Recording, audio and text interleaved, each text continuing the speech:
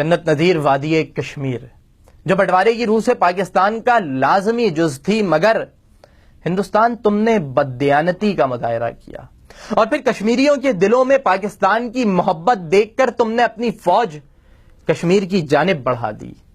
کیا سوچا تھا؟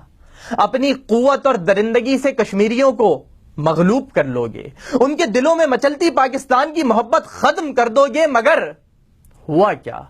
تم اپنی فوج لائے اور وہ بے سر و سامان تمہاری 7 لاکھ فوج کے مقابل سیسا پلائی دیوار بن گئے۔ تم نے ان کے مکان جلائے اور وہ اپنے جلتے گھروں کو آزادی کا نذرانہ کہہ کر آگے بڑھ گئے۔ تم نے تحریک آزادی روکنے کی خاطر مہینوں کرفیو لگائے اور انہوں نے ان حالات میں بھی سڑکوں پہ نکل کر ہم پاکستانی ہیں، پاکستان ہمارا ہے کہ نعرے لگائے۔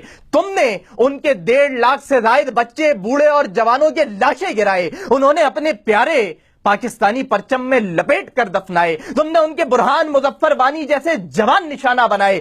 دیکھو ان کے ہر گھر سے لاکھوں برہان نکل آئے۔ کھیل کے میدان میں جب بھی تم اور پاکستان مقابل آئے، انہوں نے میدان میں جمع ہو کر پاکستان زندہ باد کے نعرے لگائے۔ اے ہندوستان، تو اب آنکھیں کھول کر دیکھ، تیرے 70 برس کے مظالم کے باوجود وہ آج بھی کھڑے ہیں، سبز ہلالی پرچم تھامے، پوری آب و تاب کے ساتھ کھڑے ہیں اور تیری آنکھوں میں آنکھیں ڈال کر یہ پیغام دے رہے ہیں کہ آج نہیں تو کل کشمیر بن کے رہے گا پاکستان، انشاءاللہ۔